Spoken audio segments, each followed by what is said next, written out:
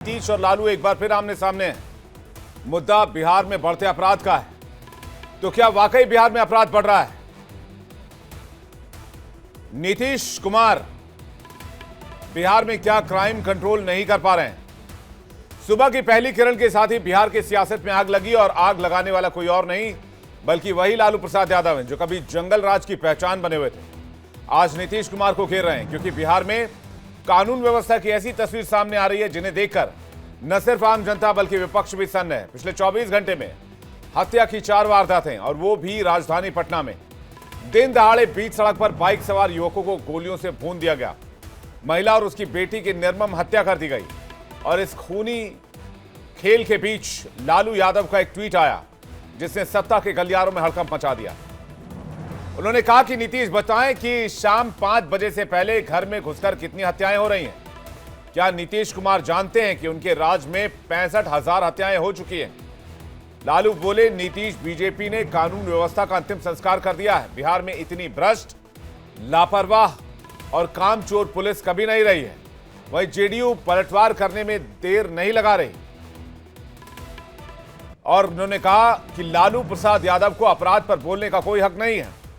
इन लोगों ने बिहार में जंगल राज स्थापित किया था और नीतीश ने बिहार में कानून का राज स्थापित किया है। सवाल यह कि क्या लालू सिर्फ सियासी तीर चला रहे हैं? क्या चुनाव है इसलिए तनाव है? या वाकई नीतीश कुमार की पकड़ कानून पर ढीली पड़ चुकी है? या कानून अपना इकबाल अपराध पर खो रहा है? क्या आंकड़े लालू के दावे की गवाही देते हैं या ये सब कुछ चुनावी सियासत की स्क्रिप्टेड कहानी है? और क्या नीतीश कुमार वो चेहरा है जिन्होंने सुशासन बाबू से क्राइम कुमार बनने की राह चुन ली है? आज इसी पर करेंगे एक बड़ी बहस, परत दर परत पड़ताल और पूछेंगे सवाल, क्या बिहार में लौट रहा है जंगल राज या सिर्फ है ये लालू का पॉलिटिकल प्रपंच? लालू जी अनुभवी आदमी हैं। अन्य मार्ग में अपराधियों को, अपहरणकर्ताओं को बैठाकर किस तरह से भय का वातावरण बनाते थे और आज मुख्यमंत्री नीतीश कुमार जी के पीरियड में जब एक्शन होता है तो अपराधी आधे घंटे के अंदर सरेंडर करता है। और ये अपराधी है कौन? उन्हीं के पोषित, संरक्षित और उनके राजद कल्चर से प्रभावित लोग ही ज्यादा हैं। लालू यादव जी के मुंह से ये शोभा नहीं देता। ऐसे तो वो खुद थोड़ी तबीयत उनकी नासाज है। उनके बिहाफ पे जिसने भी ट्वीट लिखा है उसको मालूम नहीं है कि शाम में 5 बजे के बाद क्या होता था। ये लालू जी के दौर में होता था। नीतीश कुमार जी के नेतृत्व में जब से एनडीए की सरकार है, सुशासन है, 5 बजे क्या पूरी रात भी लोग चलते हैं, कोई दिक्कत नहीं होती है। हाँ, अपराध की जहाँ कुछ घटना होती है उसमें अपराध और अपराधियों को बख्शा नहीं जाता है। जंगल राज की याद उनके ट्वीट ने दिला दिया है।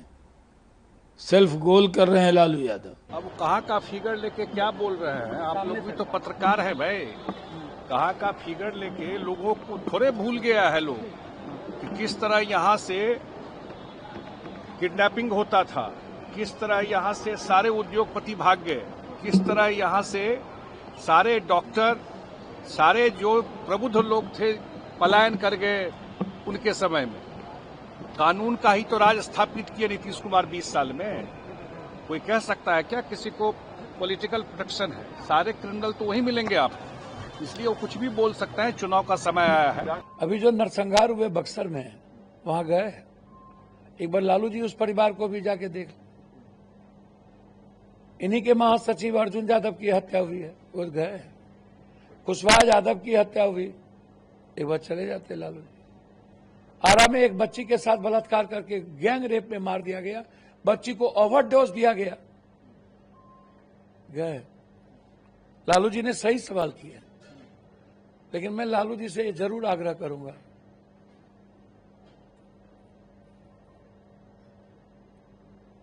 कि सरकार में आप लोग भी 2 बार थे। फिर ये कौन बिहार को बचाएगा। तो सवाल ये, क्या ये आंकड़े लालू के दावे की गवाही देते हैं? क्या ये सिर्फ लालू का पॉलिटिकल प्रपंच है या नीतीश कुमार की पकड़ कानून पर वाकई ढीली पड़ चुकी है?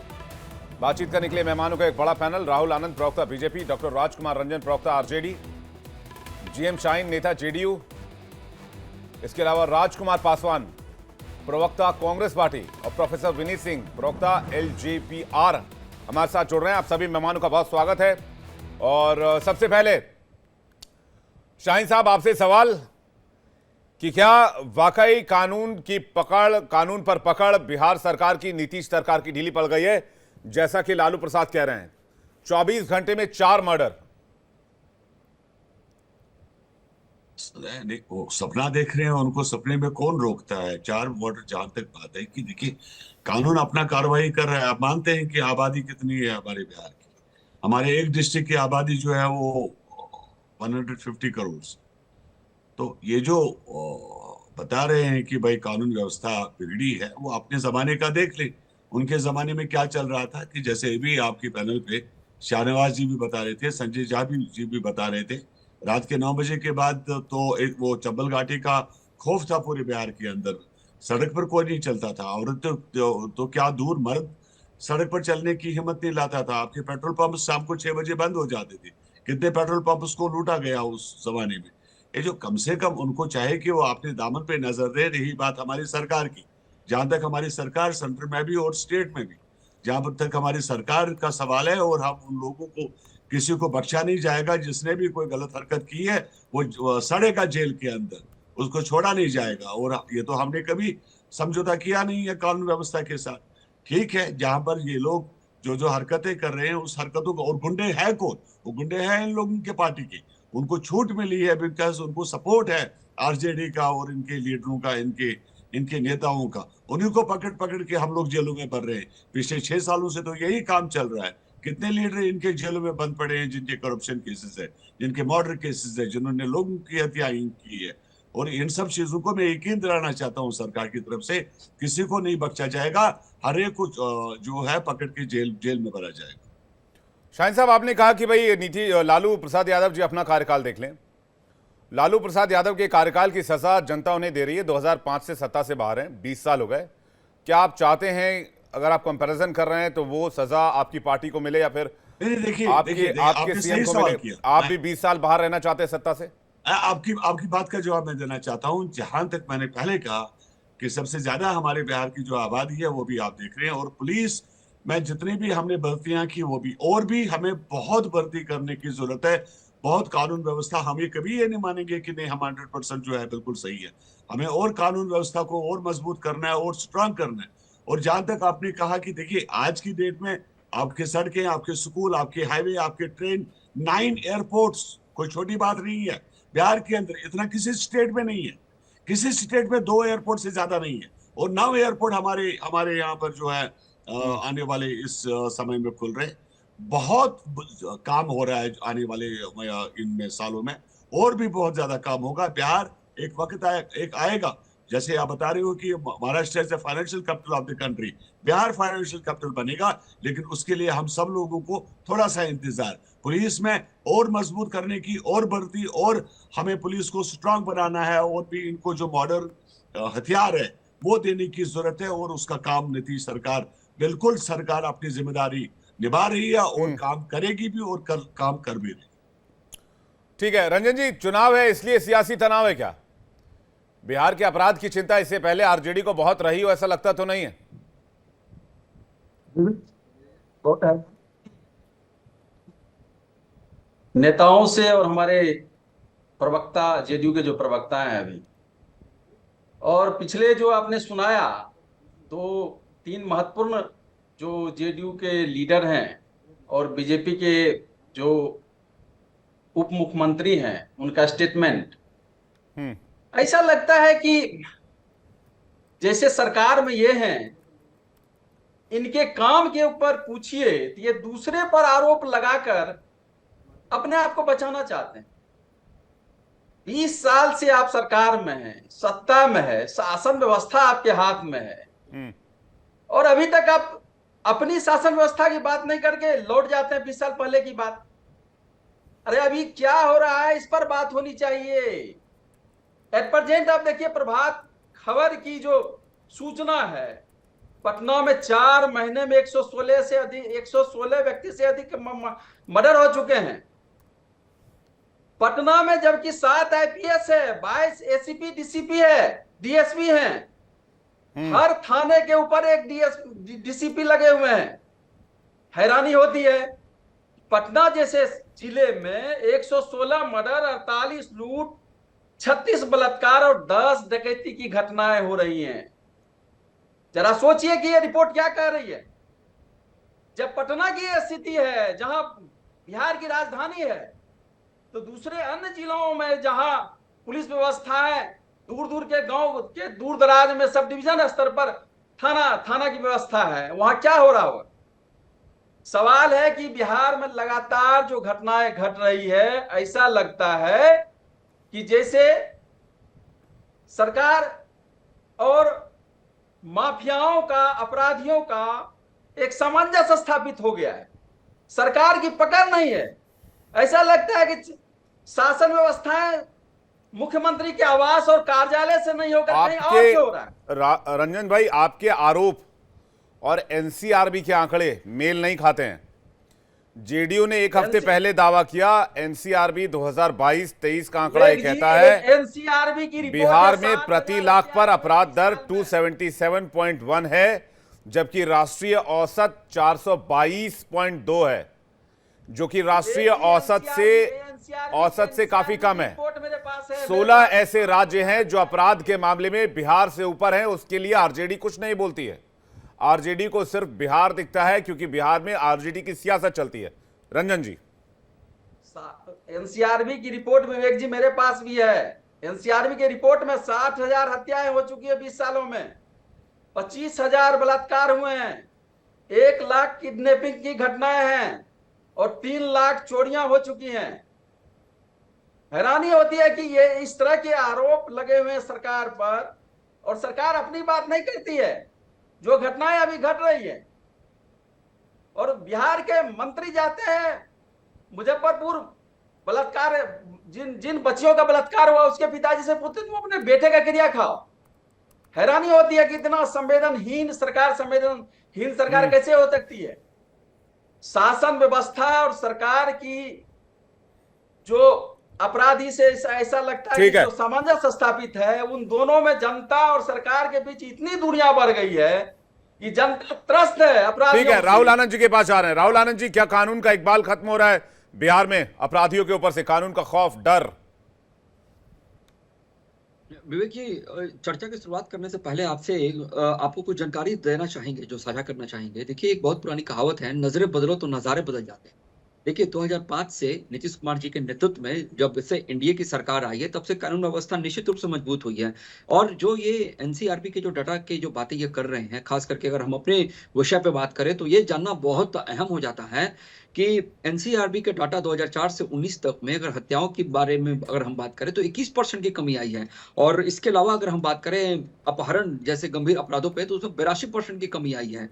लेकिन यहाँ पे समझने वाली बात यह है कि जो ये आरोप लगाते हैं वो कितने तार्किक रूप से आरोप लगाते हैं। ये कभी इस बात को नहीं कहते कि देखिए, जो क्राइम हो रहे हैं, मैं ये नहीं कहता कि क्राइम नहीं हो रहा है, क्योंकि देश के किसी भी राज्य की अगर आप बात कर लीजिए तो निश्चित तौर पे हर राज्य में कहीं ना कहीं आपराधिक घटनाएं घटती हैं। और सरकार कोई अंतर्यामी चीज नहीं होती है कि घटना घटने से पहले उसको रोक ले। लेकिन फिर भी अगर जब चर्चा करें तो इस बात को भी नजरअंदाज नहीं करना चाहिए कि अगर आरजेडी के शासनकाल की बात करें तो खास करके अक्सर जंगल राज और सामाजिक रूप से निशाना बनाया जाता था उसको। अपराधी दर काफी अधिक हुआ करती थी, जैसे कि हत्या, अपहरण की बात कर लीजिए, डकैती, फिरौती की बातें कर लीजिए। आपको एक चीज जानकर बड़ा ही हर्ष होगा कि उस समय की जो कानून व्यवस्था थी और आपकी कानून व्यवस्था में क्या सेटलमेंट का जो तरीका होता था, आज फैसला ऑन द स्पॉट, यानी कि सेटलमेंट फॉर्म कोर्ट चलता है, और उनके शासनकाल में सेटलमेंट फॉर्म सीएम हाउस चला करता था। देखिए, जो कांग्रेस के साथी जो आरजेडी के लोग हमारे साथ बैठे हैं, अगर उसकी बात हम कर लें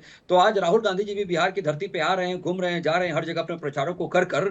खैर, अंतर्राष्ट्रीय स्तर पर देखा जाए तो देश का मान हमेशा वो घटाते रहते हैं, इस बात को कहकर कि आप भारत में कहीं भी स्वतंत्रता के साथ आप नहीं घूम सकते हैं, लेकिन बिहार में वो घूम कर जाते हैं। लेकिन यही अगर जंगल राज का समय होता, यानी कि लालू राबड़े जी का शासनकाल होता, तो उनकी भी अपहरण हो गई होती और उनको सेटलमेंट करने के लिए सोनिया गांधी जी को फोन करके चुनाना पड़ता।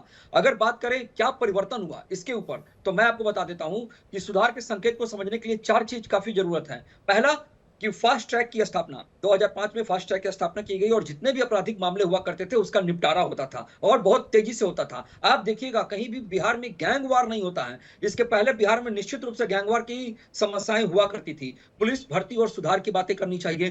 थानों में महिला और पुलिस की संख्या बढ़ी है। तकनीकी रूप से हमारी पुलिस सशक्त हो रही है, यानी कि सीसीटीवी कैमरा से देखिए सब पहले ठीक नहीं है, होता मैं था, आपकी बात मानता हूं। आप तकनीकी रूप से बेहतर कर रहे हो, आप जो भी दावे कर रहे हो, लेकिन मेन कंसर्न क्या है राहुल भाई? मेन कंसर्न ये है, पटना जो है वो बिहार का कैपिटल है, बिहार की राजधानी है।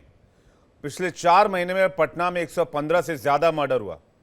सोमवार को मां बेटी की हत्या की गई, रविवार को रामकृष्ण नगर में एक व्यक्ति को गोली मार दी गई। ठीक इसी एक दिन पहले इसी इलाके में एक खटाल संचालक का मर्डर कर दिया गया। 2022 के एनसीआरबी का रिकॉर्ड ये कहता है कि बिहार हत्या के मामले में देश में दूसरे स्थान पर है और पटना इस मामले में हॉटस्पॉट बन चुका है। विवेक भाई, इस चीज अगर को बिहार थोड़ा के सा किसी और दूरदराज इलाके में आप अपराध की बात करते और ये कहते कि पुलिस हर व्यक्ति पर नजर रखे, मुमकिन नहीं है, तो भी माना जा सकता था। लेकिन अगर कैपिटल में इस तरह की सनसनीखेज वारदातें हो रही हैं, ताबड़तोड़ हत्याएं हो रही हैं, सवाल उठेंगे, इसमें कोई दो राय नहीं है। There is no doubt about it. Vivek ji, can I explain? बताइए ना सर। विवेक जी, देखिए इसमें एक चीज और समझना होगा कि जो भी यहाँ पे जो घटनाएं घट रही है वो आपसी विवाद में सबसे ज्यादा घटनाएं उत्पन्न हो रही है। जैसे कि आपने जो पटना सिटी का जो नाम लिया, जो माँ बेटी की जो हत्या हो गई, वो पड़ोसी के द्वारा रची गई हत्या थी, लेकिन जिसका पुलिस ने खंडन कर दिया। आपको एक चीज और मैं बता दूं कि अभी कल यहाँ के डीजीपी जो मुख्यालय है, उन्होंने एक प्रेस कॉन्फ्रेंस किया है। उस प्रेस कॉन्फ्रेंस में कर कुछ चीजें हैं जो बिहार के अंदर बदलाव की गई है। क्या क्या है, मैं आपको 3 पॉइंट में बताता हूँ। पहला ये है कि जो आर्म्स लाइसेंस दिए जा रहे हैं, उस आर्म्स लाइसेंस को रिन्यू करने की आवश्यकता पड़ेगी और जिन लोगों की उम्र ज्यादा हो चुकी है और वो हथियार उठाने में सक्षम नहीं है, उनके लाइसेंस को कैंसिल किया जाएगा। साथ ही दूसरा स्टेप उठाया गया है कि जो धरले से जो गाड़ियों के जो रैंडम चेकअप हो रहे हैं, उसमें बहुत सारे अपराध पर नियंत्रण करने में सहायता प्रदान हो रही है। तीसरी एक सबसे बड़ी बात, जो गोलियां जो देने की बातें चलती थी लाइसेंस के ऊपर, उसमें सुधार किया गया है। यानी कि पहले आप एक बार अगर हथियार का बंदूक की गोली खरीदने जाते थे तो आपको 50 से 200 तक मिलते थे, लेकिन अब लिमिट कर दिया गया है। लिमिट क्या हो गया है कि अब आपको पूरे साल में 50 ही गोली मिलेंगे और जो गोलियां चलेगी उसका खोखा जमा करना होगा, तब जाकर वो गोली मिलेगी। तो देखिए, मतलब आप ये कह रहे हैं कि लाइसेंसी हथियारों से अपराध को अंजाम दिया जा रहा है? नहीं होती है, ये नहीं कहेंगे। इसके पीछे का तर्क क्या है आपको मैं एक्सप्लेन करता हूँ।